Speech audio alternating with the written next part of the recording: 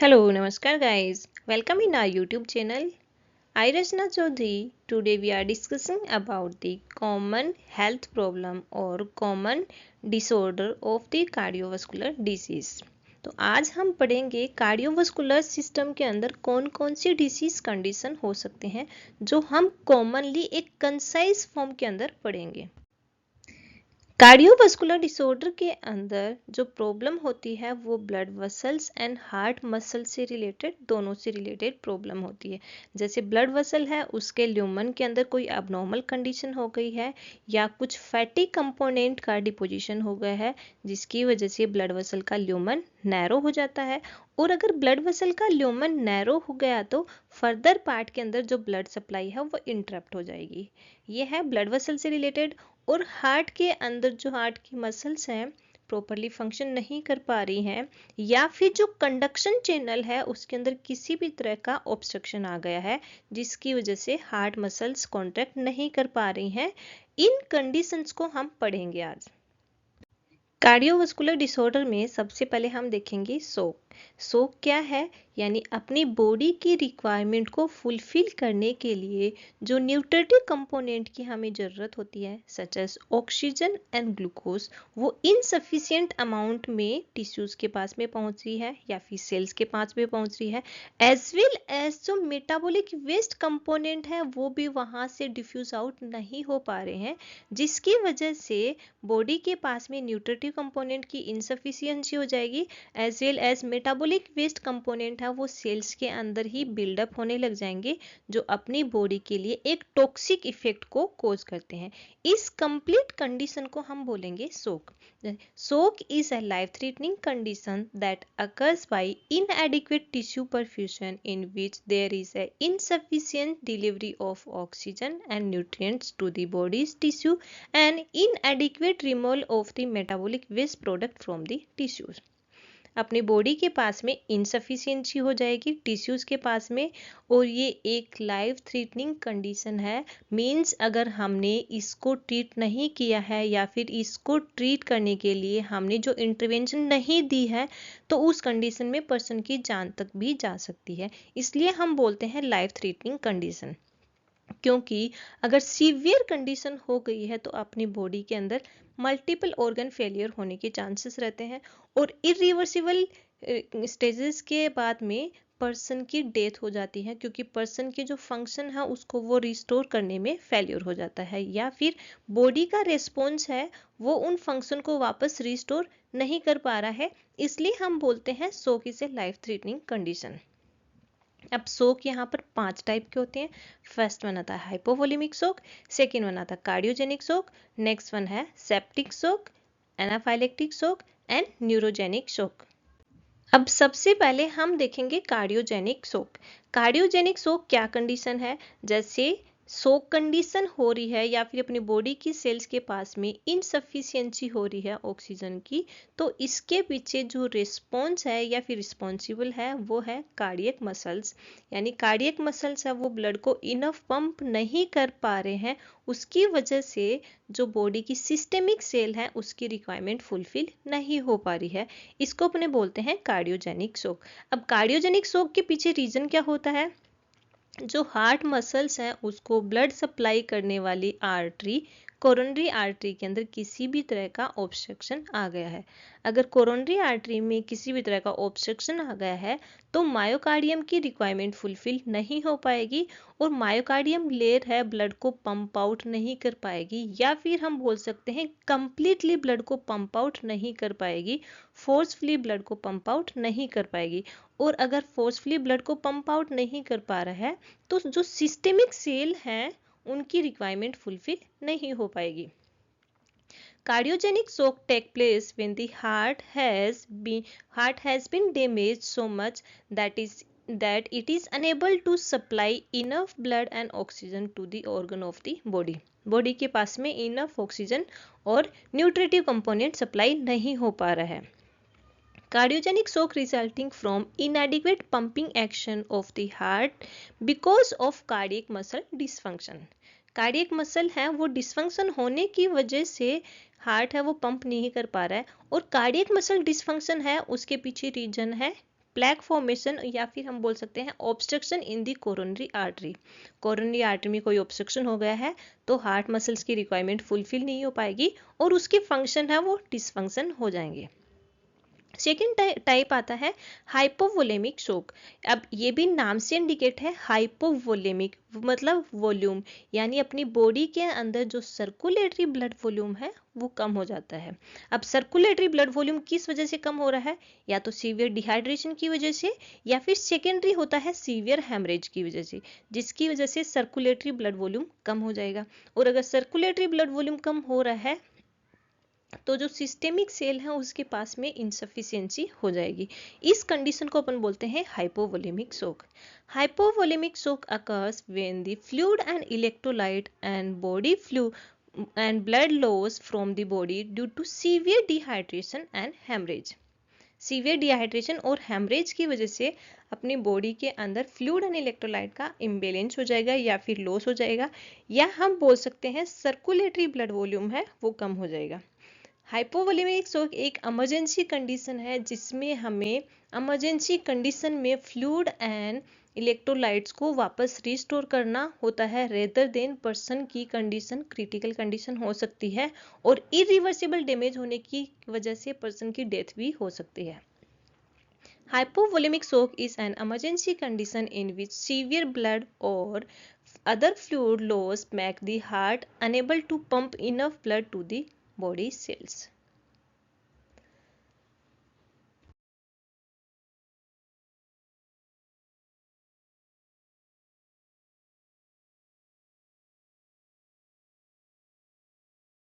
Then third type आता है anaphylactic शोक। एनाफाइलेक्टिक शोक एक हाइपर सेंसिटिविटी रिएक्शन है।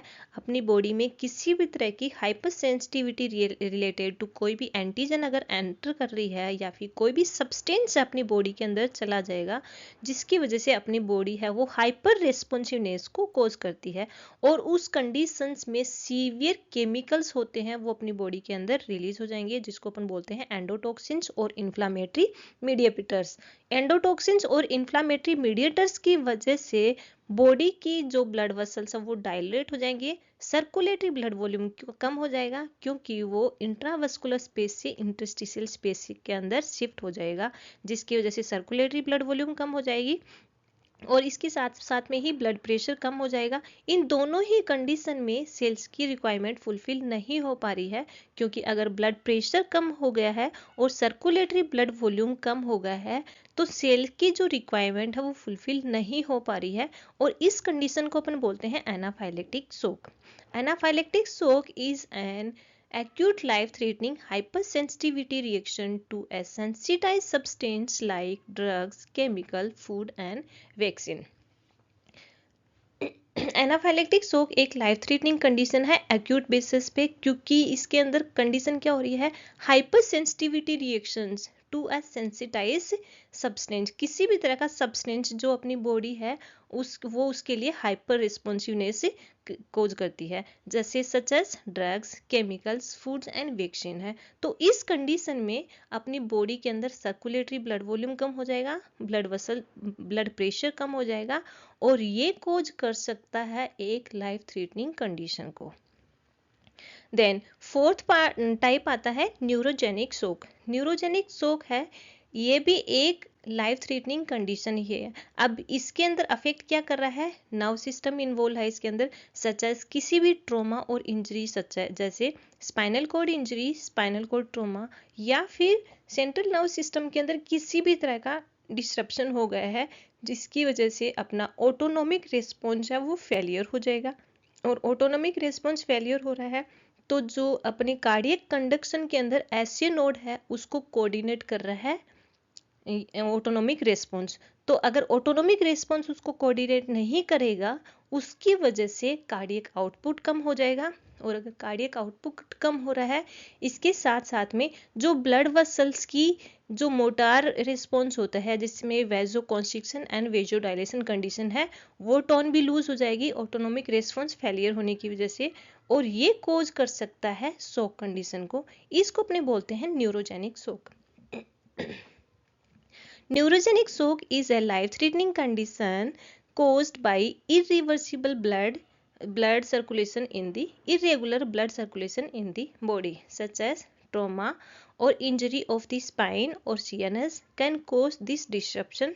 Neurological shock is extremely dangerous because it can cause hypotension and irreversible damage of the body tissues. क्योंकि neurogenic shock एक extremely danger condition क्यों है, क्योंकि ऑटोनोमिक रिस्पॉन्स है वो फेलियर होने की वजह से अपना जो सिंपेथेटिक रिस्पॉन्स है कंपनसेटरी स्टेज के अंदर वो फेलियर हो जाएगा और ब्लड वेसल्स है डायलेट हो जाएंगी जो कोज कर रहा है हाइपोटेंशन को। और अगर हाइपोटेंशन कंटिन्यूसली है तो अपनी बॉडी के अंदर जो सेल्स है उनकी रिक्वायरमेंट फुलफिल नहीं हो पाएगी और जो वाइटल ऑर्गन है उनके इरिवर्सिबल डैमेज होने के चांसेस रहते हैं।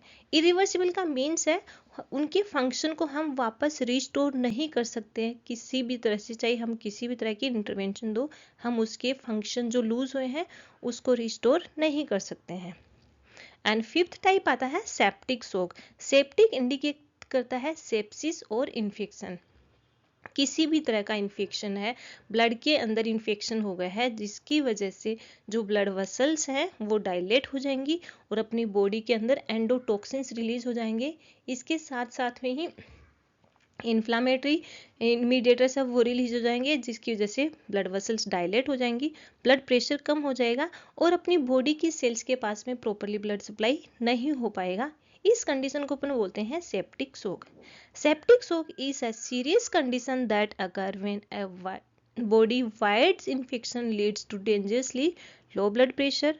ब्लड प्रेशर कम हो जाएगा क्योंकि अगर ब्लड इन्फेक्शन हो रखा है तो एंडोटॉक्सिन्स और इन्फ्लामेटरी मीडिएटर्स हैं ये ब्लड प्रेशर को कम कर देंगे।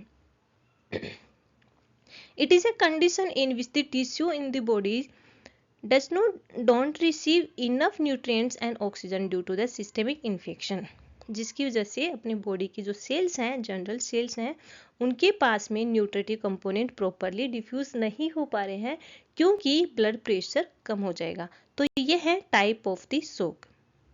सेकेंड डिसीज कंडीशन हम पढ़ेंगे coronary artery disease. Coronary artery वो आर्टरी है जो हार्ट को ब्लड सप्लाई कर रही है, ऑक्सीजनेटेड ब्लड सप्लाई कर रही है हार्ट के मायोकार्डियम लेयर को या फिर हार्ट मसल्स को। उस आर्टरी के अंदर कोई भी अबनॉर्मल कंडीशन हो जाएगी उसको अपन बोलते हैं कोरोनरी आर्टरी डिजीज। अब अबनॉर्मल कंडीशन क्या हो सकती है, यानी हाई लिपिड प्रोफाइल, लिपिड का लेवल ज़्यादा है, कोलेस्ट्रॉल का लेवल ज़्यादा है, एलडीएल का लेवल ज़्यादा हो गया है या फिर ट्राइग्लिसराइड का लेवल ज़्यादा हो गया है, तो वो ब्लड वेसल्स के अंदर इनर मोस्ट लेयर है या फिर ब्लड वेसल्स का ल्यूमन है उसके अंदर डिपॉजिट होना स्टार्ट कर देगी। अगर डिपॉजिट होना स्टार्ट कर रही है तो जो एंडोथीलियम लेयर है वो डिसफंक्शन हो जाएगी और उसकी वजह से यहाँ पर डिपोजिशन की वजह से ब्लड वेसल्स का ल्यूमन नैरो हो जाएगा। अगर ब्लड वेसल का ल्यूमन नैरो हो रहा है, हम पढ़ रहे कोरोनरी आर्टरी, तो कोरोनरी आर्टरी का ल्यूमन अगर नैरो हो गया है तो हार्ट मसल के पास में ब्लड सप्लाई प्रॉपरली नहीं पहुंच पा रहा है और उसकी इस डिजीज कंडीशन को अपने बोलेंगे कोरोनरी आर्टरी डिसीज। कंटिन्यूसली अगर यहाँ पे कोलेस्ट्रॉल डिपोजिशन होने लग जाएगा तो उसके बाद में एंडोथेलियम डिसफंक्शन की वजह से यहाँ पे प्लेटलेट का एग्रीगेशन होने लग जाएगा, as well as the WBC है वो भी एग्रीगेट हो जाएगी सॉरी, और ये फॉर्म कर रही है एक वैक्सी सब्सटेंस बिल्डअप कर देंगी जिसको अपन बोलते हैं प्लेक फॉर्मेशन। प्लेक फॉर्मेशन का डिपोजिशन हो जाएगा। जो डिपोजिशन हो रहा प्लेक फॉर्म हो रखा है जहां पर WBC, प्लेटलेट्स और फैट कंपोनेंट एक साथ में बिल्डअप हो रहा है उसको अपन बोलते हैं एथ्रोमा, और ये जो प्रोसेस होता है बिल्डअप होने का इसको अपन बोलते हैं atherosclerosis. Coronary artery disease is a disease in which a waxy substance जिसको हम बोलते हैं plaque formation build up inside the coronary artery which is supply oxygenated blood to the heart muscles। जो हार्ट मसल्स को blood supply कर रही है coronary artery उसके बीच में प्लेक फॉर्मेशन हो जाएगा और प्लेक फॉर्मेशन होने को हम बोलते हैं atherosclerosis. When plaque build up in the coronary artery this is called atherosclerosis. Atherosclerosis is a process where fatty material जिसको अपन बोलते हैं plaque formation is deposited along wall of the arteries. Wall of the arteries, अपनी जो artery की जो wall है उस पर डिपॉजिट होना स्टार्ट कर देगा। फटी material thicken, harden and can eventually block the artery. फटी मटेरियल है वो आगे जाके आर्टरी को ब्लॉक कर देगा और जो आर्टरी की इलास्टिसिटी है उसको भी लूज कर देगा, जिसकी वजह से जो ब्लड वेसल्स है वो थिकनिंग के साथ साथ में हार्डनिंग भी हो जाएगी। आप देखेंगे कि इसके कॉजेस क्या क्या हो सकते हैं। सॉरी, जैसे hypertension, diabetic mellitus, obesity, high cholesterol level, cigarette smoking, tobacco use, stress, hyperlipidemia, elevated serum homocysteine, lack of estrogen in the woman, liver and renal disorder, increasing age and gender, more males are more susceptible। अब इसके अंदर जो coronary artery disease को जो affect कर रहे हैं most probably यहाँ पे सारे के सारे हैं लाइफस्टाइल से related causes. Next disease condition आती है एन्यूरिज्म। एन्यूरिज्म एक आर्टरी की डिसऑर्डर है। इसमें जो आर्टरियल है वो बाहर की साइड में आउट पाउचिंग हो जाएगी। अब बाहर की साइड में आउट पाउचिंग हो रहा है, उसके पीछे रीजन क्या है? Weakness of the blood vessels. जो ब्लड वेसल्स की लेयर है वो वीक हो गई है, या फिर persistently hypertension, blood pressure continuously बढ़ा हुआ है, उसकी वजह से जो आर्टरी है बाहर की साइड में एक बैलूनिंग टाइप हो जाएगी। इस कंडीशन को अपने बोलते हैं aneurysm. An aneurysm is an abnormal bulge or ballooning in the wall of an arteries. Aneurysm is an abnormal permanent dilation of the artery due to the weakness of the tunica media. जो tunica media है उसकी weakness की वजह से, यानी muscular strength कम हो रहा है, उसकी वजह से ये अफेक्ट कर सकती है। लेकिन आगे ये इमरजेंसी कंडीशन नहीं है, लेकिन ये आगे जाके रप्चर होने के चांसेस हो सकते हैं, तब ये कोज कर सकती है life threatening condition. Untreated aneurysm can burst open, leading to internal bleeding. They can also cause blood clot that block the blood flow in the artery. A rupture or clot can be life threatening. अगर ये blood vessels rupture हो गई है persistently pressure बढ़ने की वजह से, तो ये क्लॉट फॉर्म कर सकती है और एक लाइफ थ्रेटनिंग कंडीशन भी हो सकती है। अदर डिसीज कंडीशन है उसको अपन बोलते हैं डीप वेन थ्रोम्बोसिस, यानी जो वेन्स है, डीप वेन है, उसके अंदर थ्रोम्बस फॉर्मेशन होने लग जाएगा। और अगर थ्रोम्बस फॉर्मेशन हो रहा है तो इसके सिम्टम्स में pain, swelling, redness and enlargement veins रहेंगी in the affected area. Affected area है उसके अंदर पेन रहेगा, स्वेलिंग, रेडनेस, और वहाँ की जो ब्लड वेसल्स है वो अनलार्ज हो जाएंगी। और डीप वेन थ्रोम्बोसिस स्पेशली उन पर्सन को अफेक्ट करता है जो लॉन्ग स्टैंडिंग में है, लंबे टाइम तक खड़े हैं, या फिर प्रोलोंगली लंबे टाइम तक बेड रेस्ट पे हैं। स्पेसिफिकली जैसे कोई लंबे टाइम से पेशेंट है वो बेड रिडन है, या फिर फीमर बोन का फ्रैक्चर हो गया है, उसकी वजह से पर्सन कंटिन्यूसली बेड रिडन है और मोबाइल नहीं है, तब ये अफेक्ट कर रहा है जो वहाँ की जो ब्लड वेसल्स हैं, डीप वेन है, उसके अंदर प्लेटलेट्स एग्रीगेट होके एक क्लॉट फॉर्म कर लेंगी या फिर थ्रोम्बोसिस को फॉर्म कर लेंगे। इसको अपन बोलते हैं deep vein thrombosis. Next disease condition आती है congestive heart failure. Congestive heart failure एक ऐसी कंडीशन है जिसमें अपना हार्ट है ब्लड को पंप नहीं कर पा रहा है, या फिर इनेबल है ब्लड को पंप करने में, जिसमें ये अलग अलग टाइप का है, जिसमें right sided heart failure, left sided heart failure, systolic heart failure and diastolic heart failure. Congestive heart failure refers as a physiological state in which inability of the heart to pump sufficient amount of blood to meet the metabolic need of the tissues for oxygen and nutrient as rest or during the exercise. Congestive heart failure एक condition है, physiological state है, means अपनी जो normal functioning state है वह, इसके अंदर heart है वो ब्लड को पंप नहीं कर पा रहा है सफिशिएंट अमाउंट में, जो अपनी बॉडी की रिक्वायरमेंट को फुलफिल नहीं कर पाएगा, चाहे वो ड्यूरिंग रेस्टिंग पीरियड हो या फिर ड्यूरिंग द एक्सरसाइज पीरियड। अब ये चार टाइप का होता है: right sided heart failure, left sided heart failure, systolic heart failure and the diastolic heart failure. Right sided heart failure में राइट वेंट्रिकल प्रॉपरली कॉन्ट्रैक्ट नहीं कर पाएगा, जिसकी वजह से राइट वेंट्रिकल का ब्लड पल्मोनरी आर्टरी के अंदर नहीं कंप्लीटली पंप नहीं हो पाएगा।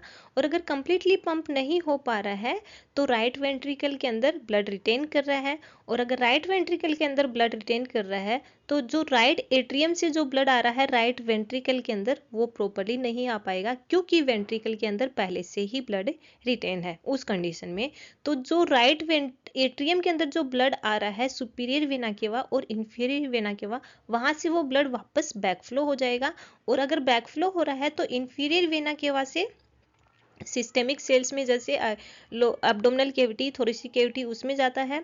और इन जो सुपीरियर वेना केवा है वो अपर हेड एंड नेक से लेके आता है विनस ब्लड, तो वहाँ पे वापस चला जाएगा। और इसकी वजह से कोज कर रहा है पोर्टल हाइपरटेंशन, एब्डोमिनल कैविटी के अंदर स्वेलिंग हो जाएगी, लेग स्वेलिंग को कोज करेगा। इसके साथ साथ में ही जैसे लेफ्ट हम देखते हैं सुपीरियर वेना केवा का ब्लड वापस ब्रेन के अंदर जा रहा है, या तो उस कंडीशन में विनस ब्लड है, दैट मीन्स कार्बन डाइऑक्साइड का लेवल ज्यादा है, तो वो कोज कर रहा है यहाँ पर cerebral hypercapnia. Cerebral hypercapnia means cerebral tissues हैं उसके अंदर कार्बन डाइऑक्साइड का लेवल ज्यादा हो रहा है, और उसकी वजह से सिम्टम्स में होगा मेंटल क्लाउडिनेशन। मेंटल क्लाउडिकेशन का मीन्स क्या है, जो मेंटल फंक्शन है वो प्रॉपरली नहीं हो पाएंगे और पर्सन का कॉन्शियसनेस है वो अफेक्ट हो जाएगा। In the left sided heart failure, left side का वेंट्रिकल है वो आउटा में ब्लड प्रॉपरली पंप नहीं कर पाएगा, जिसकी वजह से जो विनस ब्लड आ रहा है पल्मोनरी वेन लेके आ रहा है लेफ्ट साइड के एट्रियम से, वो ब्लड आता है लेफ्ट साइड के वेंट्रिकल में, तो लेफ्ट साइड के वेंट्रिकल में प्रॉपरली ब्लड नहीं ड्रेन हो पाएगा, क्योंकि लेफ्ट साइड का वेंट्रिकल में पहले से ही ब्लड रिटेन कर रहा है। और उस कंडीशन में जो ब्लड है लेफ्ट साइड के एट्रियम से जो ब्लड है वो वापस पल्मोनरी वेन के अंदर बैकफ्लो हो जाएगा। और पल्मोनरी वेन कहाँ से आई है, लंग्स से, तो ये कोज कर रहा है पल्मोनरी हाइपरटेंशन, पल्मोनरी कंजेशन, जिसकी वजह से सीवियर चेस्ट पेन होगा, डिस्निया कंडीशन होगी, डिस्निया कंडीशन यानी ब्रीथिंग डिफिकल्टी, और उसके साथ साथ में डिसअरिथमिया कंडीशन होगी, मीन्स जो अबनॉर्मल रिदम होने लग जाएगा हार्ट के अंदर, जो हमें ईसीजी फाइंडिंग में मिलेगा। This is the most common type of the heart failure in which inability of the left ventricle to pump blood into the aorta. Left ventricle है aorta में ब्लड को पंप नहीं कर पाएगा। Backflow of blood into the pulmonary vein to the lungs, lungs के अंदर वापस backflow हो जाएगा, जिसकी वजह से pulmonary hypertension and pulmonary congestion को कोज करेगा। थर्ड टाइप आता है systolic heart failure. Systolic heart failure का मेन है हार्ट का सिस्टोल, हार्ट सिस्टोल नहीं कर पा रहा है, या फिर हम बोल सकते हैं वेंट्रिकल है वो कॉन्ट्रैक्ट नहीं हो पा रहे हैं। अगर वेंट्रिकल प्रॉपरली कॉन्ट्रैक्ट नहीं हो पा रहे हैं तो राइट साइड के अंदर पोर्टल हाइपरटेंशन को कोज करेगा और लेफ्ट साइड के अंदर पल्मोनरी हाइपरटेंशन को कोज करेगा। Systolic heart failure occur when the heart's ability to contract decrease, contraction decrease हो जाएगा, backflow of blood into the lungs and systemic venous, blood है वो वापस बैकफ्लो हो जाएगा, लेफ्ट साइड से लंग्स के अंदर जाएगा, वहीं पे राइट साइड से एब्डोमिनल कैविटी में आ जाएगा। अगर राइट साइड से एब्डोमिनल कैविटी में आ रहा है तो पोर्टल हाइपरटेंशन को कोज करेगा, वहीं पे लेफ्ट साइड से जा रहा है तो वो पल्मोनरी हाइपरटेंशन को कोज करेगा। उसकी वजह से क्या इफेक्ट हो रहा है, जैसे राइट साइड में हम देखें डिक्रीज वीनस रिटर्न प्रॉपरली नहीं हो पा रहा है, कार्डियक आउटपुट कम होगा, और पल्मोनरी कंजेशन की वजह से या फिर पल्मोनरी हाइपरटेंशन की वजह से ब्रीथिंग डिफिकल्टी होगी और ऑक्सीजन का लेवल ब्लड के अंदर कम हो जाएगा। ब्लड के अंदर ऑक्सीजन का लेवल कम हो रहा है, मायोकार्डियम के पास में इनसफिशियंसी हो जाएगी ऑक्सीजन की और मायोकार्डियम ले प्रॉपरली कॉन्ट्रैक्ट नहीं कर पाएंगे, कार्डियक आउटपुट कम हो जाएगा। एंड फोर्थ टाइप आता है diastolic heart failure. Diastolic heart failure का मीन्स है हार्ट प्रॉपरली रिलैक्स नहीं कर पाएगा, डायस्टोल नहीं कर पाएगा। When the heart has the problem to relaxing, the heart cannot properly fill with blood because the heart muscles become stiff. Blood है properly fill नहीं हो पाएगा और वो रिलैक्स नहीं कर पाएंगे क्योंकि हार्ट मसल्स हैं वो स्टिफ हो गई हैं। अगर हार्ट मसल स्टिफ हो गई हैं और हार्ट की जो चेम्बर है उसके अंदर ब्लड कंप्लीटली फिल नहीं हो पा रहा है, मतलब सुपीरियर वेना केवा और इंफीरियर वेना केवा से राइट साइड में ब्लड प्रॉपरली नहीं जा पा रहा है, वहीं से जो लेफ्ट साइड का के अंदर फोर पल्मोनरी वेन से लेफ्ट साइड का एट्रियम है वो कंप्लीटली फिल नहीं हो पा रहा है, तो ये ब्लड है वो वापस बैकफ्लो हो जाएगा, जिसकी वजह से फ्लूइड है वो बिल्डअप होने लग जाएगा in the ankle and feet पे, और ये कोज कर रहा है डिक्रीज कार्डियक आउटपुट। अब इसके अंदर जो रिस्क फैक्टर है ये जो कंजेस्टिव हार्ट फेलियर के अंदर, वो है सारे के सारे लाइफस्टाइल से रिलेटेड, यानी कोलेस्ट्रॉल का लेवल बढ़ गया है, स्मोकिंग अफेक्ट कर रही है, obesity, liver disorder, fatty and spicy food, इसके साथ साथ में स्ट्रेस, कार्डियक डिसऑर्डर इनको अफेक्ट कर रही है, डायबिटिक मेलाइटस, ये सारे के सारे कंडीशन अफेक्ट कर रही हैं, ये सब के सब है लाइफस्टाइल से रिलेटेड।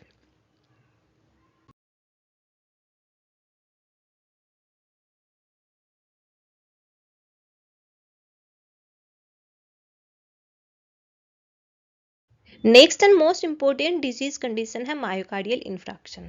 मायोकार्डियल इंफ्रैक्शन का मेन क्या है, इनको जो कोरोनरी आर्टरी है जो मायोकार्डियम लेयर को ब्लड सप्लाई कर रही है, उस आर्टरी के अंदर कोई भी ऑब्स्ट्रक्शन आ जाएगा या फिर प्लैक फॉर्मेशन हो जाएगा, जिसकी वजह से मायोकार्डियम के पास में ब्लड सप्लाई प्रॉपर्ली नहीं हो पाएगी, और मायोकार्डियम की जो मसल्स हैं, जो टिश्यूज हैं, वो डिस्ट्रैक्ट होने लग जाएंगे या फिर नेक्रोसिस होने लग जाएगी। अगर नेक्रोसिस हो रही है तो वेंट्रिकल के अंदर, वेंट्रिकल से जो ब्लड पंप हो रहा है वो प्रॉपरली पंप नहीं हो पाएगा, क्योंकि कार्डियक कॉन्ट्रैक्टिलिटी डिक्रीज हो गई है।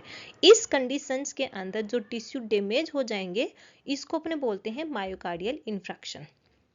Myocardial infarction is defined as a disease condition which is caused by the reduced blood flow in the coronary artery due to the atherosclerosis and occlusion of an artery by as embolus or the thrombosis।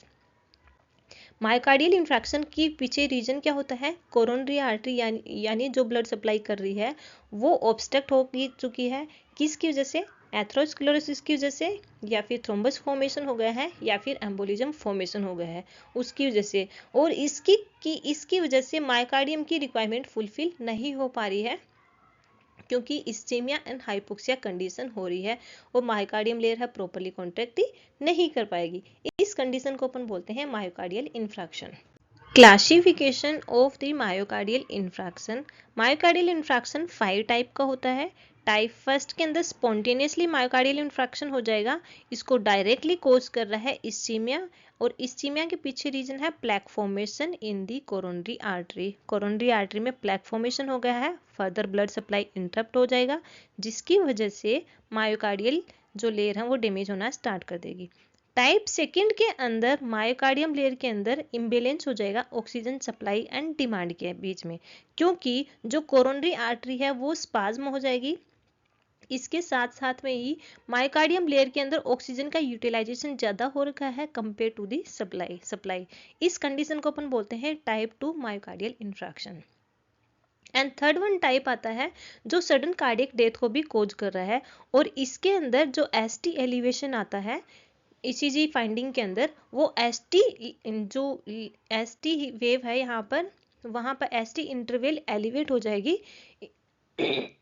इसके पीछे reason क्या होता है, left bundle branch block, left side की जो bundle branch है वो block हो चुकी है। ये आता है टाइप थर्ड के अंदर। देन आता है टाइप फोर्थ। टाइप फोर्थ को एसोसिएट कर रहा है पहले कोई भी, जैसे ये पीटीसीए हुआ है जिसको अपन बोलते हैं प्राइमरी परक्यूटेनियस कोरोनरी इंटरवेंशन, या फिर एंजियोप्लास्टी कंडीशन हुई है, तो उसकी एंजियोप्लास्टी के टाइम पर या फिर एंजियोग्राफी के टाइम पर जो हार्ट मसल डैमेज हो गई है उसकी वजह से नेक्रोसिस कंडीशन हो गया है, और अगर वो नेक्रोसिस कंडीशन कंटिन्यूसली होता जा रहा है तो ये एमआई को कोज कर सकता है। एंड टाइप फिफ्थ आता है myocardial infraction associated with the coronary artery bypass grafting. Coronary artery bypass grafting एक ओपन हार्ट सर्जरी है, जिसमें हार्ट की ब्लड वेसल्स अगर डैमेज हो गई हैं तो हम बाईपास उसकी ग्राफ्टिंग करके उसको रिप्लेस कर देते हैं लेग वेसल से। लेकिन अपनी हार्ट की मसल्स हैं उसको एक्सेप्ट कर रही हैं या फिर रिजेक्ट कर रही हैं। अगर रिजेक्ट कर रही हैं तो उस कंडीशंस में अपनी हार्ट की मसल्स के अंदर नेक्रोसिस होना स्टार्ट हो जाएगा, जो आता है टाइप फिफ्थ के अंदर मायोकार्डियल इंफ्रैक्शन। नेक्स्ट हम पढ़ते हैं हाइपरटेंशन। हाइपरटेंशन क्या है? यानी जो कार्डियक आउटपुट या फिर लेफ्ट वेंट्रिकल ब्लड को आउटा में फोर्सफुली पंप कर रहा है, तो उस ब्लड वॉल्यूम की वजह से और उस फोर्स की वजह से ब्लड वेसल्स पे लगने वाले प्रेशर को हमने बोलते हैं ब्लड प्रेशर। लेकिन अगर ये ब्लड प्रेशर ज़्यादा हो गया है, कंटिन्यूसली बढ़ता जा रहा है, परसिस्टेंटली एलिवेट हो रहा है, इसको अपन बोलते हैं हाइपरटेंशन। लेकिन इसका भी एक क्राइटेरिया होता है, पैरामीटर्स होता है, कितना पैरामीटर होने से के बाद में हम इसको हाइपरटेंशन बोल सकते हैं। जैसे systolic blood pressure more than 140 mm of Hg से ज़्यादा हो जाएगा, diastolic blood pressure 90 mm of Hg से ज़्यादा हो जाएगा, इसको अपन बोलते हैं हाइपरटेंशन कंडीशन। जो नॉर्मली अपना होता है 120 सिस्टोलिक ब्लड प्रेशर होता है और 80 डायस्टोलिक ब्लड प्रेशर है। अब हाइपरटेंशन को हम साइलेंट किलर डिजीज बोलते हैं इन अडल्ट। अडल्ट के अंदर हम हाइपरटेंशन को साइलेंट किलर डिजीज बोलते हैं, क्योंकि इसके कुछ भी सिम्टम्स नहीं अपीयर नहीं होते हैं हाई ब्लड प्रेशर के, और उसकी वजह से अपने बॉडी के अंदर जाके जो वाइटल ऑर्गन है, स्पेसिफिकली ब्रेन के अंदर जाके जो ब्रेन की ब्लड वेसल्स हैं उसको रप्चर कर सकता है, या फिर हम बोल सकते हैं जो माइक्रो ब्लड वेसल्स हैं, कैपिलरी हैं, उसको लीक आउट कर सकता है, जिसकी वजह से पर्सन को सीवियर इंटरनल हैमरेज होने की वजह से पर्सन की डेथ भी हो सकती है। इसलिए हम इसको बोलते हैं साइलेंट किलर। अब जो ब्लड प्रेशर है, हम उसको भी ब्लड प्रेशर को भी हम अलग अलग से क्लासीफाई करते हैं according to the American Heart Association, जिसमें सिस्टोलिक ब्लड प्रेशर और डायस्टोलिक ब्लड प्रेशर के पैरामीटर्स में क्या क्या चेंजेस आ रहा है और हम उसको किस कैटेगरी में करते हैं। जैसे अगर नॉर्मल ब्लड प्रेशर है तो 120 mm ऑफ Hg के लगभग अगर ब्लड प्रेशर है सिस्टोलिक, और डायस्टोलिक रहेगा 80 mm of Hg। Pre hypertension में ब्लड प्रेशर रहता है 120 टू 139 सिस्टोलिक ब्लड प्रेशर, वहीं पे डायस्टोलिक रहता है 80 to 89 mm of Hg। Next one आता है hypertension stage first. Hypertension stage first के अंदर सिस्टोलिक ब्लड प्रेशर रहेगा 140 टू 159 mm ऑफ Hg, वहीं पे diastolic blood pressure 90 to 99। And hypertension second, जो सीवियर हाइपरटेंशन होती है, उसमें higher than systolic blood pressure higher than 160 mm of Hg और diastolic blood pressure higher than 100 mm of Hg। अब हम देखेंगे क्लासिफिकेशन ऑफ हाइपरटेंशन। हाइपरटेंशन के भी अलग अलग क्लासिफिकेशन है, अलग अलग टाइप में हमने उसको क्लासिफाई किया है। जो सबसे पहले आता है सिस्टोलिक हाइपरटेंशन।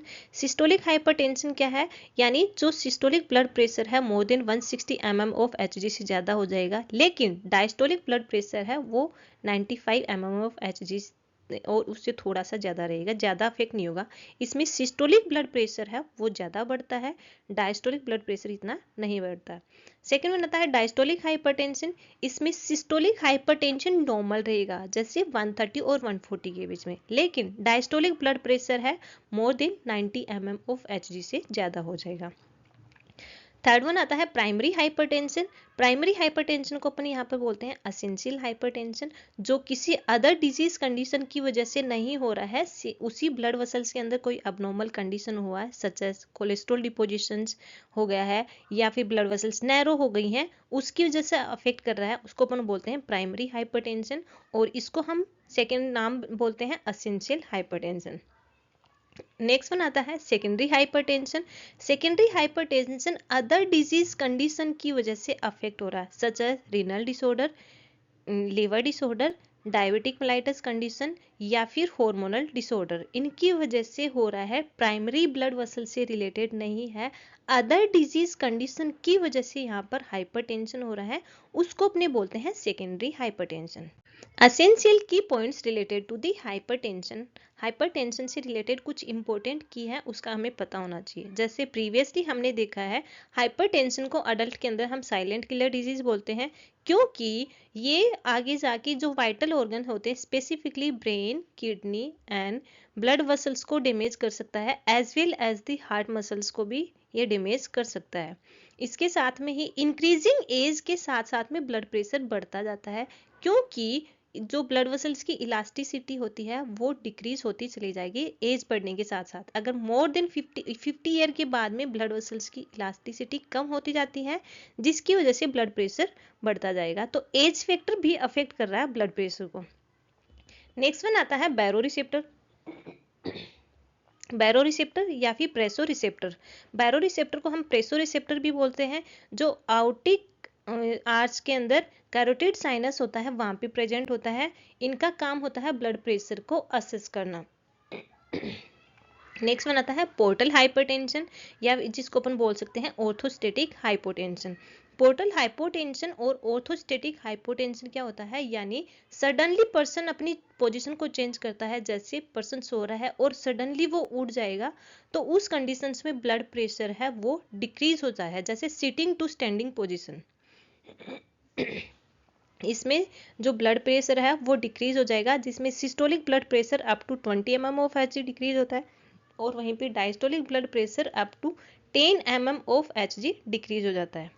नेक्स्ट वन आता है white coat hypertension. White coat hypertension या फिर व्हाइट कोट सिंड्रोम, इसमें क्या है कि पर्सन का अगर हम घर पे ब्लड प्रेशर चेक कर रहे हैं तो वो नॉर्मल मिलेगा, लेकिन इन दी हॉस्पिटल या फिर डॉक्टर्स केबिन के अंदर अगर हम ब्लड प्रेशर चेक कर रहे हैं तो पर्सन का ब्लड प्रेशर बढ़ा हुआ मिलेगा। इसको अपन बोलते हैं व्हाइट कोट हाइपरटेंशन और व्हाइट कोट सिंड्रोम, क्योंकि पर्सन को एंजाइटी की वजह से स्लाइटली ब्लड प्रेशर बढ़ जाता है। नेक्स्ट हम देखेंगे कार्डियोमायोपैथी। कार्डियोमायोपैथी कंडीशन के अंदर जो हार्ट की मसल्स हैं उनका अनलार्जमेंट हो जाता है, जिसकी वजह से अगर हार्ट की मसल का अनलार्जमेंट हो गया है तो उसकी फंक्शन है वो भी अफेक्ट हो जाएंगे। इस कंडीशन को अपन बोलते हैं कार्डियोमायोपैथी।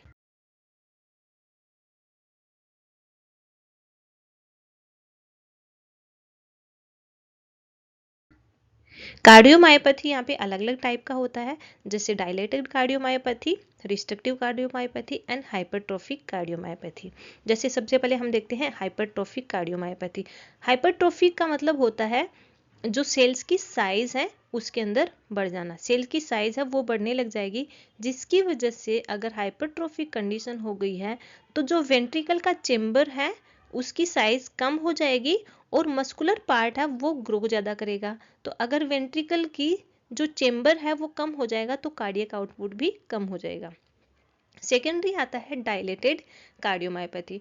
डायलेटेड कार्डियोमायोपैथी के अंदर आप देखो इसके अंदर मेंशन है जो वेंट्रिकल का चेंबर है वो अनलार्ज हो रहा है और मस्कुलर स्ट्रेंथ है वो कम हो जाएगी। मस्कुलर स्ट्रेंथ कम हो रही है, वेंट्रिकल का चेंबर ज़्यादा बड़ा होगा है कंपेयर टू द नॉर्मल। तो इस कंडीशन के अंदर वे अगर मस्कुलर स्ट्रेंथ कम हो रही है तो कार्डियक कॉन्ट्रेक्टिलिटी भी कम हो जाएगी और कार्डियक आउटपुट कम हो जाएगा। एंड थर्ड वन आता है रिस्ट्रिक्टिव कार्डियोमायोपैथी। रिस्ट्रिक्टिव कार्डियोमायोपैथी के अंदर जो मायोकार्डियम लेयर है वो रिजिड हो जाएगी और या फिर स्टिफ हो जाएगा, जिसकी अब इसके पीछे रीजन क्या है, फाइब्रोसिस कंडीशन, यानी नॉर्मल टिश्यू पे फाइबर्स टिश्यू रिप्लेस हो गया है, उसकी वजह से जो स्टिफनेस कंडीशन आ जाएगी एंड रिजिडिटी आ जाएगी, जो कोज कर रहा है यहाँ पे डिक्रीज कार्डियक आउटपुट। अब ये स्टिफनेस और रिजिडिटी के पीछे रीजन है वो है मायोकार्डाइटिस, यानी जो मायोकार्डियम लेयर है उसके अंदर इन्फ्लामेटरी रिस्पॉन्स और इन्फिक्सिस कंडीशन हो जाना, जिसकी वजह से नॉर्मल टिश्यू पे फाइबर्स टिश्यू रिप्लेस हो जाएगा। नेक्स्ट डिजीज कंडीशन आती है कार्डाइटिस। कार्डाइटिस का मीन्स है यहाँ पे इन्फ्लामेशन ऑफ द हार्ट या फिर inflammation and infection of the heart layer. जो हार्ट की लेयर है 3 लेयर होती हैं, पेरिकार्डियम, मायोकार्डियम एंड एंडोकार्डियम। इन तीनों लेयर के अंदर इन्फ्लामेटरी रिस्पॉन्स हो रहा है, उस इनको हम कंप्लीटली एक फॉर्म में बोलते हैं कार्डाइटिस। अब अगर पेरिकार्डियम लेयर के अंदर इन्फ्लामेटरी रिस्पॉन्स है तो बोलेंगे पेरिकार्डाइटिस, मायोकार्डियम के अंदर इन्फ्लामेटरी रिस्पॉन्स है myocarditis, and inner most layer endocardium के अंदर इन्फ्लामेटरी रिस्पॉन्स है तो हम उसको बोलेंगे एंडोकार्डाइटिस। अब हम देखते हैं पेरिकार्डाइटिस। पेरिकार्डाइटिस यानी आउटर मोस्ट लेयर या फिर हम बोल सकते हैं फाइब्रोसीरस सेक होता है, हार्ट का आउटर मोस्ट कवरिंग लेयर है जिसमें फाइबर्स टिश्यू और सीरस मेम्ब्रेन से फॉर्म होती है, एक शेक फॉर्म हो रहा है, उस लेयर को अपन बोलते हैं पेरिकार्डियम। तो पेरिकार्डियम लेयर के अंदर किसी भी इन्फ्लामेटरी रेस्पॉन्स की वजह से इन्फिक्सिस कंडीशन हो रहा है उसको अपन बोलेंगे पेरिकार्डाइटिस।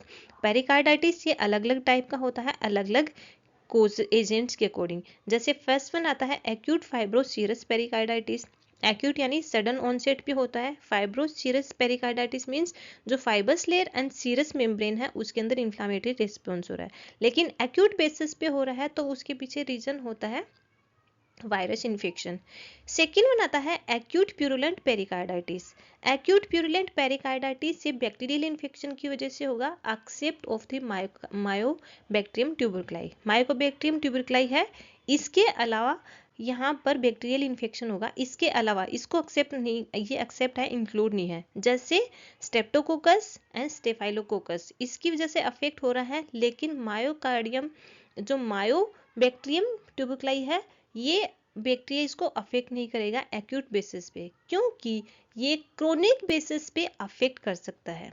एंड थर्ड वन आता है chronic pericarditis, the result of infection by the mycobacterium tuberculi और फंगाई की वजह से हो रहा है। अब इसके अंदर क्रोनिक रेस्पॉन्स है तो माइकोबैक्टीरियम ट्यूबरक्लाई भी अफेक्ट करेगी एंड फंगाई भी अफेक्ट करेगी।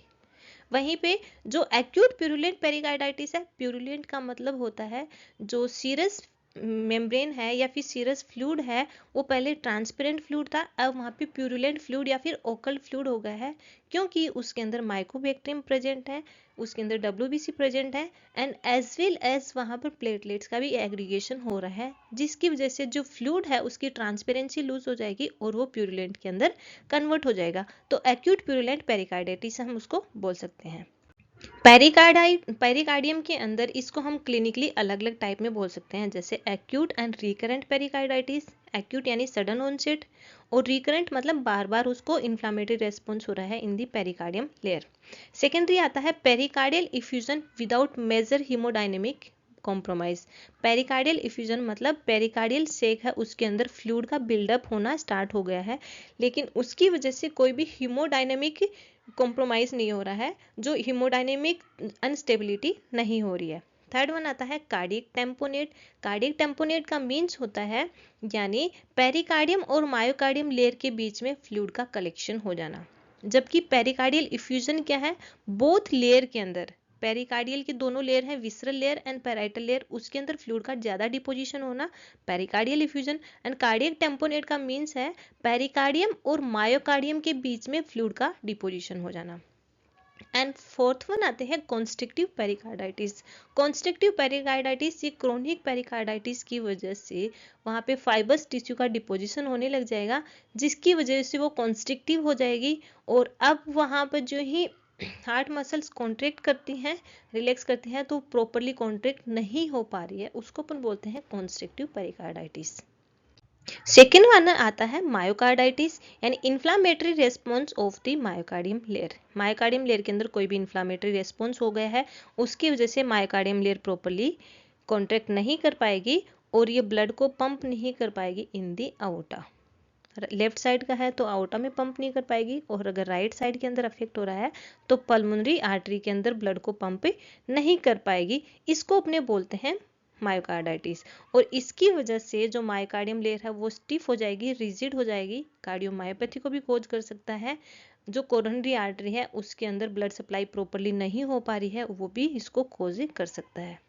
Myocarditis is a focal or diffuse inflammation of the myocardium, resulting it cannot pump blood as well as because of cell damage and cell swelling.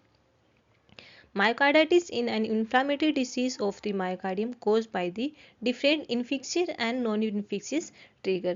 Infectious and non-infectious means infection mycobacterium present है या फिर हम इसको बोल सकते हैं causative organism present रहेगा जो blood के थ्रू मायोकार्डियम लेयर को डैमेज कर रहा है। नॉन इन्फेक्शियस कंडीशन के अंदर यहाँ पर अफेक्ट कर रहा है कोई भी प्रीवियसली सर्जरी हुई है या फिर किसी भी तरह की इन्फ्लामेटरी रेस्पॉन्स की वजह से ये अफेक्ट कर सकता है।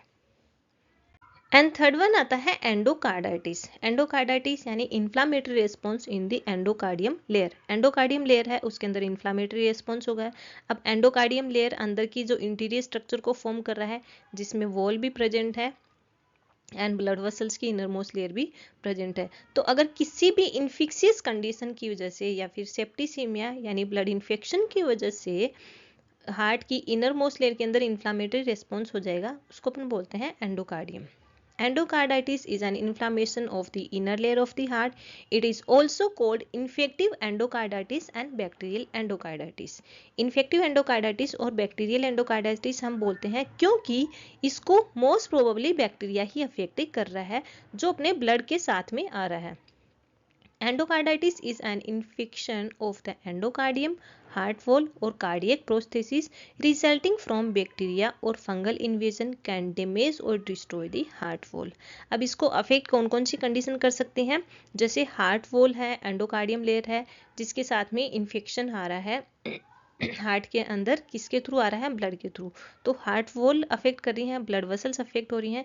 इसके साथ साथ में अदर फैक्टर इसको कोज कर रहा है प्रोस्थेसिस। प्रोस्थेसिस का मीन्स क्या होता है, हम आर्टिफिशियल कुछ भी हार्ट के अंदर इम्प्लांट कर रहे हैं, जैसे ऐसे नोड है, एवी नोड है, या फिर हम बोल सकते हैं आईसीडी, इम्प्लांटेड कार्डियोवर्टेड डिफिब्रिलेटर, जो हमने हार्ट के अंदर इम्प्लांट किया है और वो वहां पर किसी भी वजह से बैक्टीरिया इन्वेजन हो गया है या फिर फंगल इन्वेजन हो गया है, जो डायरेक्टली एंडोकार्डियम लेयर को डैमेज कर रहा है या फिर वहां पर इन्फ्लामेशन कोज कर रहा है। इस कंडीशन को अपन बोलते हैं एंडोकार्डाइटिस कंडीशन।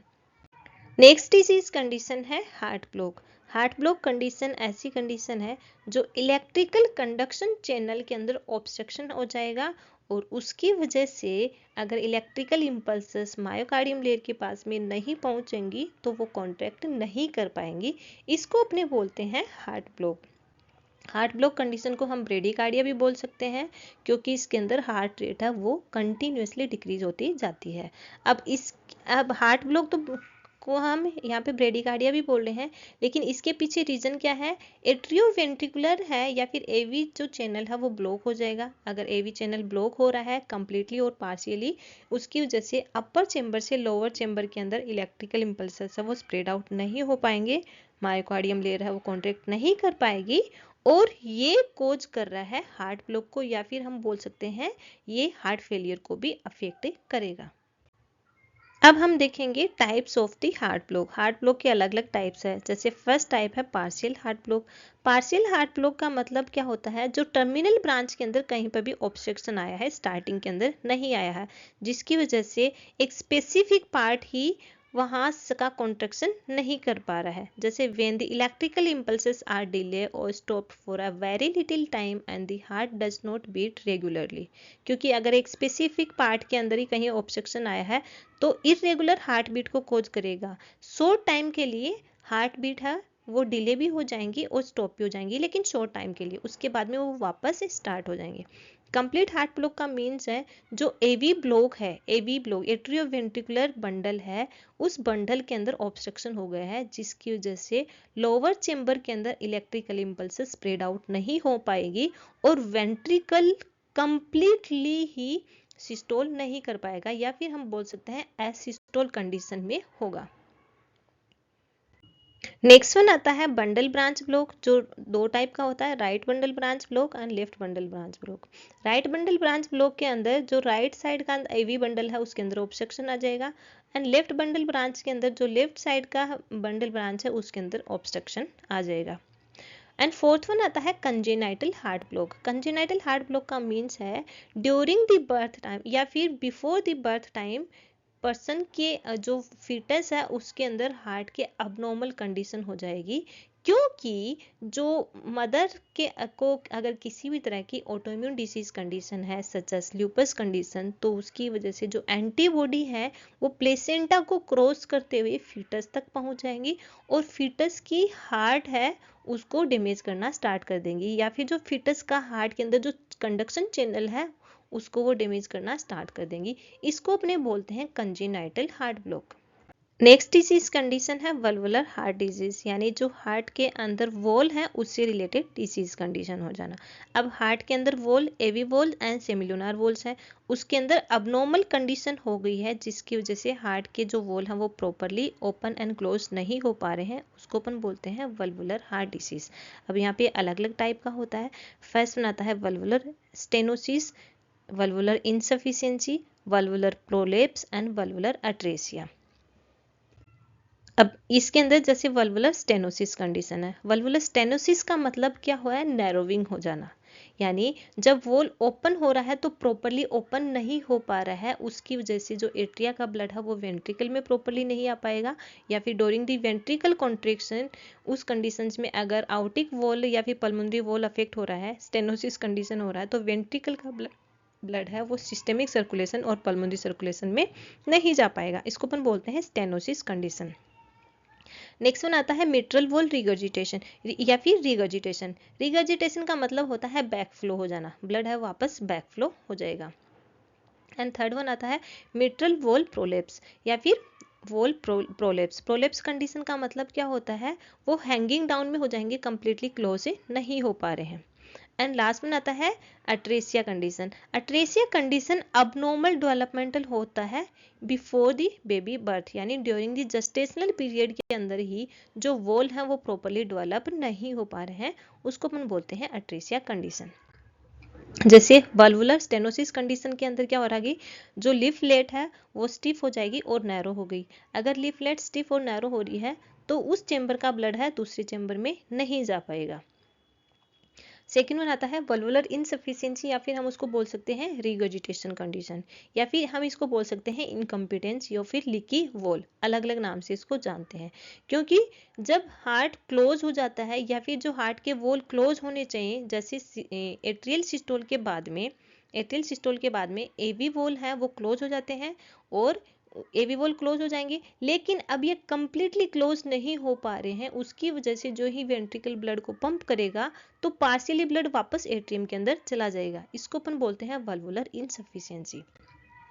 थर्ड वन आता है अट्रेसिया। अट्रेसिया कंडीशन क्या है, valvular atresia happens when a heart wall does not form correctly before birth. Birth से पहले ही हार्ट के वॉल है प्रॉपरली फॉर्म नहीं हो पा रहे हैं, इस कंडीशन को अपन बोलते हैं valvular atresia. And last one आता है प्रोलेप्स कंडीशन।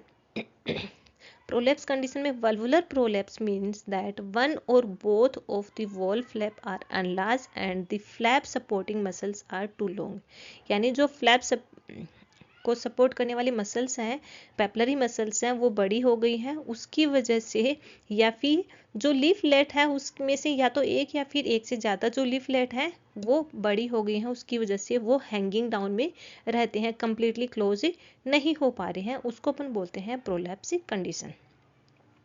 तो ये है अपना cardiovascular disorder, completely concise form के अंदर सारे डिजीज कंडीशन को एक साथ में हमने फॉर्म किया है, common cardiovascular disease condition. Thank you guys, thank you so much. अगर ये वीडियो पसंद आए तो please like share and subscribe. Thank you.